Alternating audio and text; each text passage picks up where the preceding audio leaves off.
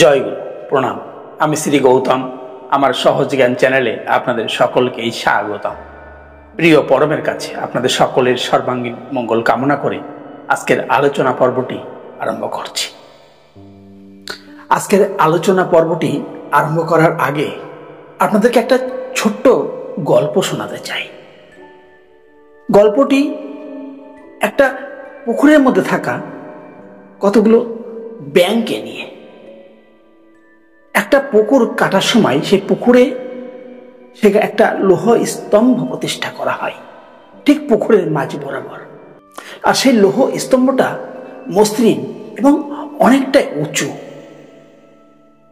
তো সেই পুকুরে বিভিন্ন জলচর প্রাণীদের সাথে সেই ব্যাঙেরাও বসবাস করে। তাদেরও ঘোরাফেরার জায়গা, খেলা করার জায়গা, তাদেরও আহার সংগ্রহ করার জায়গা সেই পুষ্করিণী অর্থাৎ পুকুর।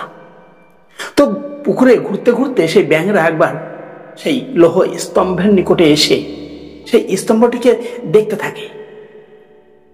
স্তম্ভটি দেখে তারা সকলে মিলে আলোচনা করলো, যুক্তি করলো, আচ্ছা এই যে লোহ স্তম্ভটা পোতা হয়েছে এটা খুবই মসৃণ, কেউ হয়তো এই লোহ স্তম্ভের উপরে শীর্ষে পৌঁছতে পারবে না।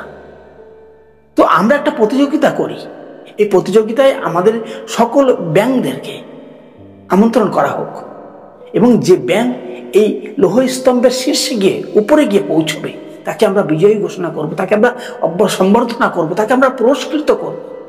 এই কথা শুনে সকল ব্যাঙেরাই রাজি হয়ে যায়।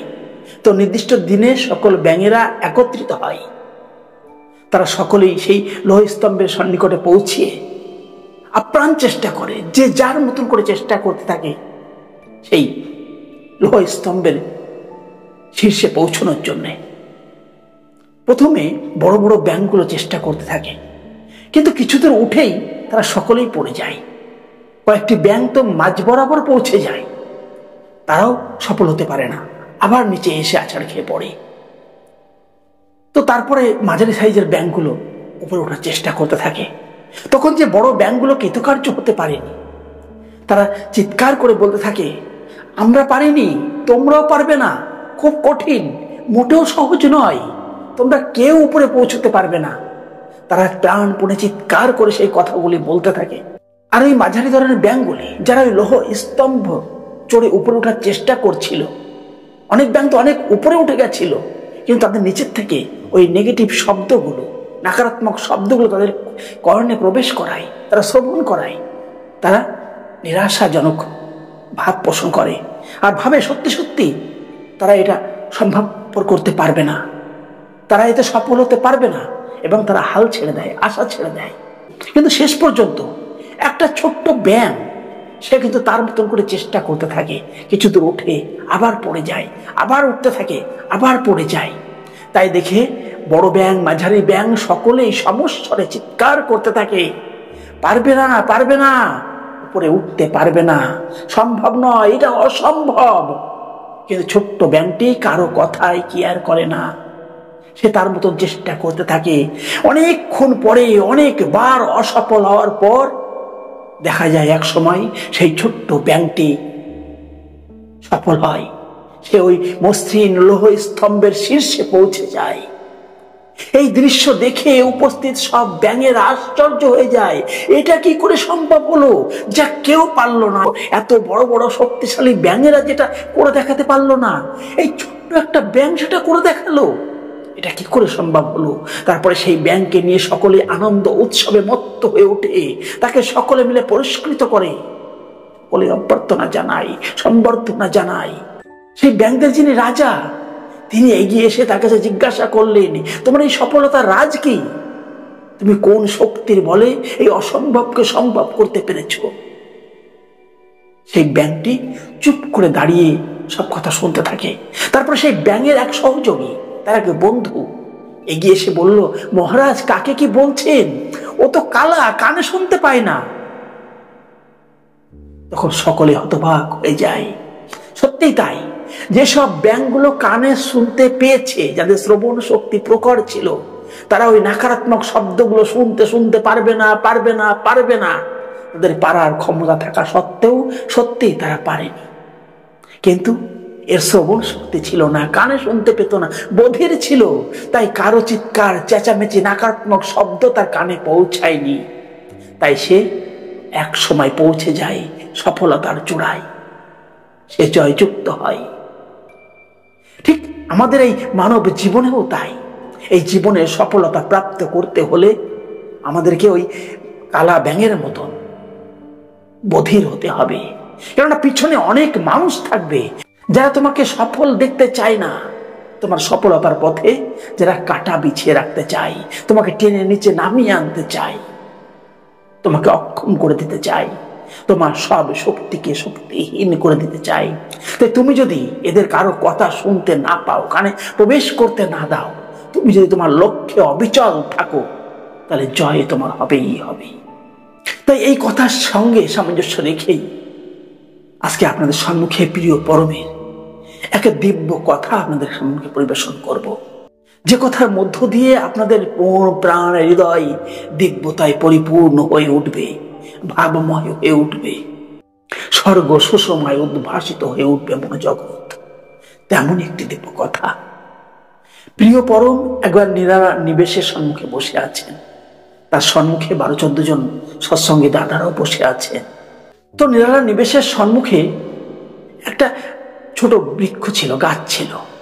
তো সেই গাছে বিভিন্ন প্রজাতির পক্ষীরা এসে বসে, তখনও বসেছে। বহু প্রজাতির পক্ষীরা সেখানে এসে বসে কিচিরমিচির শব্দ করছে, তারা তাদের মতো খেলা করছে, তাদের মতো করে কথা বলছে, তাদের মতো করে গল্প করছে। কিন্তু সেই পাখিদের মধ্যে একটা পাখি, যে আর 5টা পাখির থেকে সম্পূর্ণ আলাদা রকম দেখতে, দেখে মনে হয় সে কোনো সাধারণ পাখি নয়। সচরাচর এমন পাখি চোখে দেখা যায় না।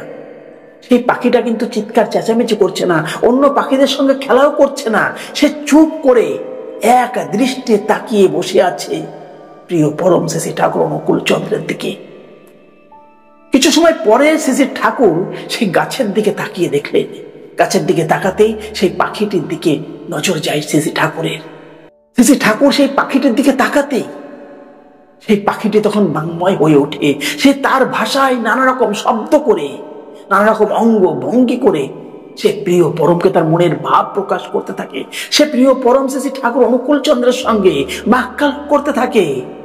সে তার মনের কথা, মনের ব্যথা সবকিছু প্রকাশ করে প্রিয় পরমকে।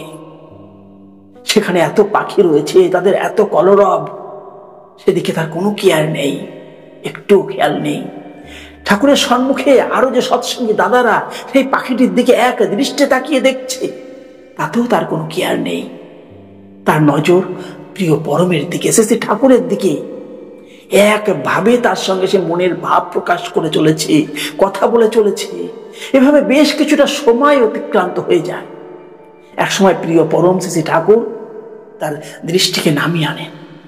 যে মুহূর্তে প্রিয় পরম তার দৃষ্টি সরিয়ে নিলেন, পাখিটিও সেখান থেকে উড়ে চলে গেল। সকলে এই দিব্য দৃশ্য দেখে আশ্চর্যচকিত হয়ে যায়, ভাবময় হয়ে যায়। শ্রী ঠাকুর প্রেমময়, সে সর্বজীবের পিতা, সর্বজীবের রক্ষক সে, সর্বজীবের পালক পোষক সে। তাই তার কাছে এক দণ্ড যদি নিজের মনের কথা খুলে প্রকাশ করা যায়, মনের ভাব ব্যক্ত করা যায়, তাহলে জীবন ধন্য হয়ে যায়। আর যদি প্রিয় পরম সেই দৃশ্য অবলোকন করেন, তিনি যদি তার প্রতি দৃষ্টিপাত করেন, তাহলে তো তার সোনায় সুহাগা। এক্ষেত্রে ঠিক তাই হলো। কেননা আমরা এই জীবনে যাই করি না কেন, যে কর্মই করি না কেন, যে পথ অবলম্বন করি না কেন, যদি সেগুলি ধর্ম মাফিক না হয়, আমরা যদি ধর্মকে প্রকৃত অর্থে ধারণ করতে না পারি, আর সব থেকে বড় কথা, আমরা যদি তার নারিশ দিতে না পারি, তার যদি পোষণ দিতে না পারি, তাহলে কিন্তু আমার এই জন্ম সার্থক হয় না। আমার এই জন্ম কিন্তু সফল হয় না। আমার এই জন্ম কিন্তু পূর্ণতা প্রাপ্ত হয় না। তাই ধর্মের যিনি মূর্ত প্রতীক, যিনি সদ্গুরু, যিনি পুরুষোত্তম, তাকে যদি আমরা সেবা দিতে না পারি, তাহলে আমার পরিস্থিতির উন্নতি সম্ভব নয়। প্রত্যেকটি জীবের উন্নতির পথ, চরম পথ যে তিনি। তাই তার থেকে যদি আমরা বিচ্যুত হয়ে পড়ি, বিচ্ছিন্ন হয়ে পড়ি, তাহলে আমাদের অবনতিও নিশ্চিত। তাই তো প্রিয় পরম তার এক দিব্য সুন্দর বাণীতে বলেছেন, ইষ্ট ভরণ পিতৃ পোষণ পরিস্থিতির উন্নয়ন, এ না করে যাই করিস না, অধঃপাতেই তোর চলন। এই কথা বলেই প্রিয় পরমের কাছে আরেকবার আপনাদের সকলের সর্বাঙ্গীন মঙ্গল কামনা করে আজকের মতো আলোচনা পর্বটি এখানেই সমাপ্ত করছি। সকলে ভালো থাকুন, সুস্থ থাকুন, আনন্দে থাকুন, সঙ্গে থাকুন। জয় গুরু, বন্দে পুরুষোত্তম।